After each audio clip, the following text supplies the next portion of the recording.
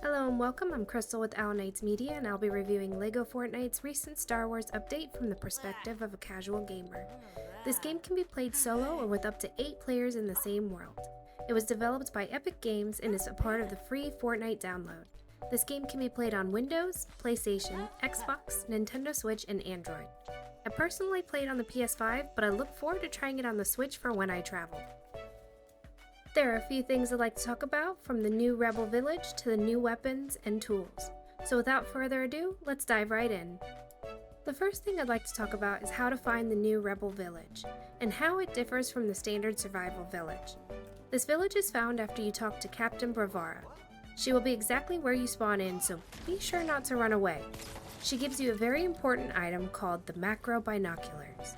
This item is used to find the Rebel and Imperial caves and also the Rebel village. In order to see all these caves though, you first have to go through the first and only Rebel cave you see. Something you will need to keep in mind is that the first cave separates the normal world from the Star Wars themed world. This is something that caught me off guard because I could not find any rubies spawning in the Imperial caves. I had to go back through the Rebel cave into the regular survivor world in order to hunt for these materials.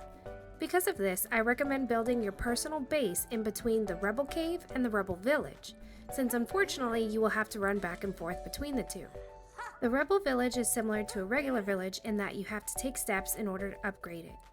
The biggest changes are that you don't get to pick and choose who lives there, certain areas are needed for Rebel buildings, and the captain will reward you as you level up the base.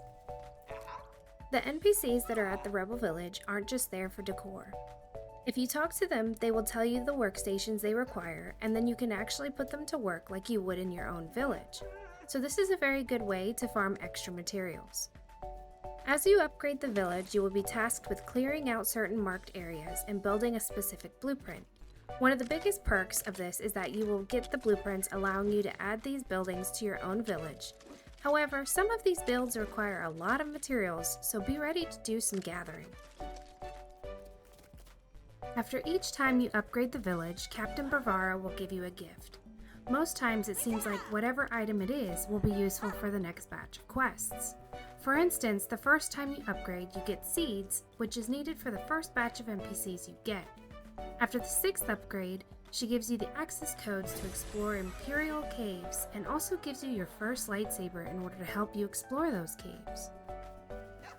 The lightsaber is very powerful, but it's mostly amazing because unlike other weapons, it doesn't break. The durability on the weapon still goes down, but unlike others, it just goes on a 10-minute cooldown in order to recharge. So being mindful of that, you can reset it by killing small things near your base once it's very low to allow yourself to be safe rather than in a cave.